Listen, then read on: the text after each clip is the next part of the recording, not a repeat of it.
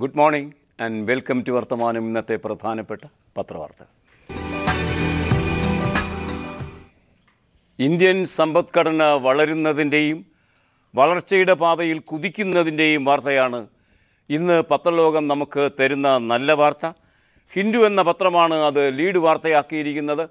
മറ്റു പത്രങ്ങളിലൊന്നും അതേ സംബന്ധിച്ച് വാർത്തകൾ വന്ന് കണ്ടിട്ടില്ല. India is now at $2 trillion economy. Indian സമ്പദ്ഘടനയുടെ വളർച്ച അങ്ങനെയാണ്.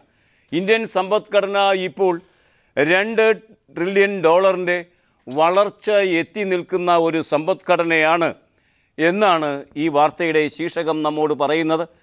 TCA ശരത് രാഘവൻ ആ വാർത്ത ഹിന്ദുവിൻ്റെ ലീഡ് വാർത്തയാക്കുമ്പോൾ അതിൻ്റെ വിശദാംശങ്ങൾ ഇങ്ങനെ തരുന്നു. 2014 കണക്കനുസരിച്ച് ഇന്ത്യയുടെ GDP $2 trillion പരിധിയിലെത്തിയിരിക്കുന്നു. സമ്പദ്ഘടന വളരുന്നു, എന്നാൽ അതിന് കാവലാളുകളായി നിൽക്കുന്ന രാഷ്ട്രീയ നേതാക്കൾ വളരുകയാണോ തളരുകയാണോ?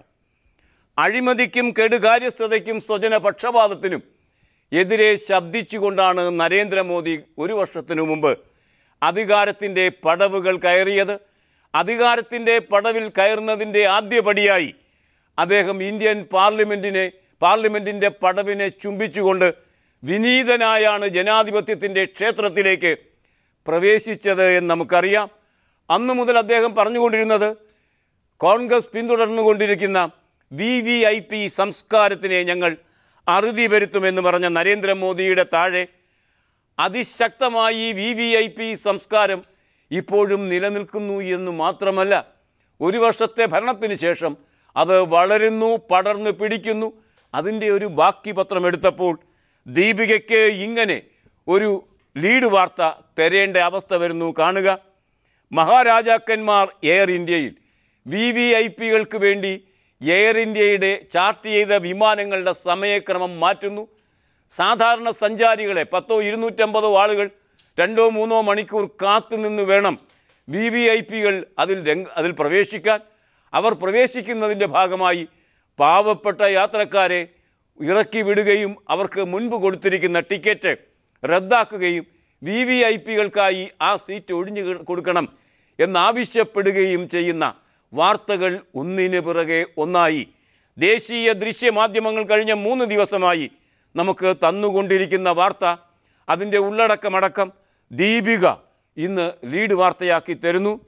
കിരൺ റിജിജു കേന്ദ്ര ആഭ്യന്തര സഹമന്ത്രി, നിർമ്മൽ സിംഗ് ജമ്മു കാശ്മീർ ഉപമുഖ്യമന്ത്രി, ദേവേന്ദ്ര ഫട്നാവിസ് മഹാരാഷ്ട്ര മുഖ്യമന്ത്രി, ഇവരെല്ലാം തന്നെ BJPയുടെ നേതാക്കളാണ്.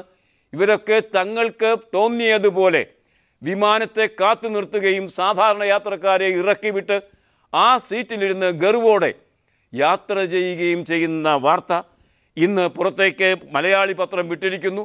കഴിഞ്ഞ 3 ദിവസമായി ഈ വാർത്ത ഉത്തരേന്ത്യൻ പത്രങ്ങൾ തന്നുകൊണ്ടിരിക്കുന്നതാണ്. വിമാനത്തിലും വിവാദം, അന്വേഷണത്തിന് പ്രധാനമന്ത്രിയുടെ നിർദ്ദേശം, വ്യോമയാന മന്ത്രി ഖേദം പ്രകടിപ്പിച്ചു. സെബി മാത്യു ആ വാർത്ത ദില്ലിയിൽ നിന്ന് റിപ്പോർട്ട് ചെയ്യുന്നത് ഇപ്രകാരമാണ്. കേന്ദ്രമന്ത്രിക്കും സംസ്ഥാന മുഖ്യമന്ത്രിക്കും വേണ്ടി വിമാനയാത്രക്കാരെ ബുദ്ധിമുട്ടിച്ച സംഭവങ്ങളിൽ പ്രധാനമന്ത്രി നരേന്ദ്രമോദി ഇടപെടുന്നു.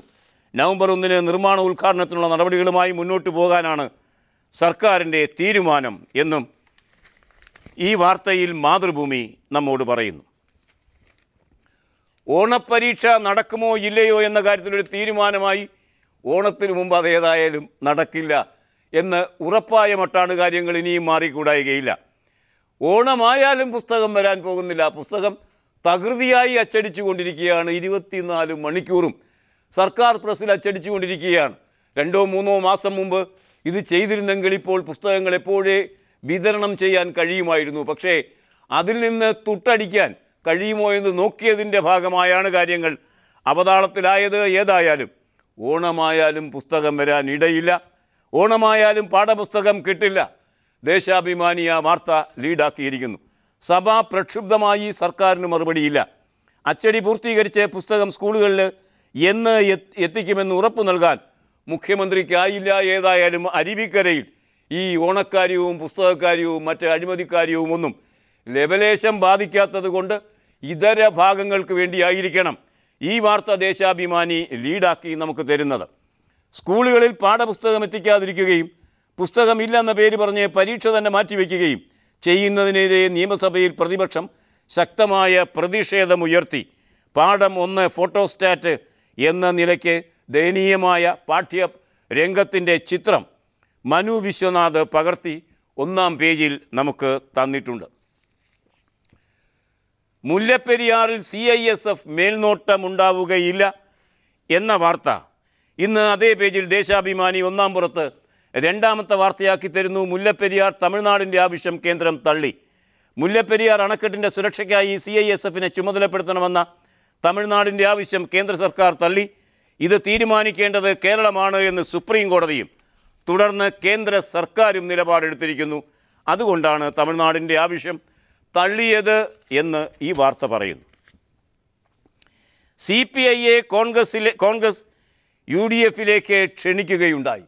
കോൺഗ്രസിൻ്റെ മുഖപത്രം വീക്ഷണമാണ് ആ ക്ഷണം ഒരു എഡിറ്റോറിയലിലൂടെ മുന്നോട്ട് വെച്ചത്. ഇന്നലെ ദൃശ്യമാധ്യമങ്ങൾക്ക് ആഘോഷമായിരുന്നു ആ വാർത്ത എങ്കിൽ ആ വാർത്ത ഇന്ന് മാതൃഭൂമി വാർത്തയും വീക്ഷണവും പേജിൽ തരുന്നു. കാണുക. UDFിൽ ചേരാൻ CPIക്ക് കോൺഗ്രസിൻ്റെ ക്ഷണം. CPIയെ UDFിലേക്ക് ക്ഷണിച്ച് കോൺഗ്രസ് മുഖപത്രം.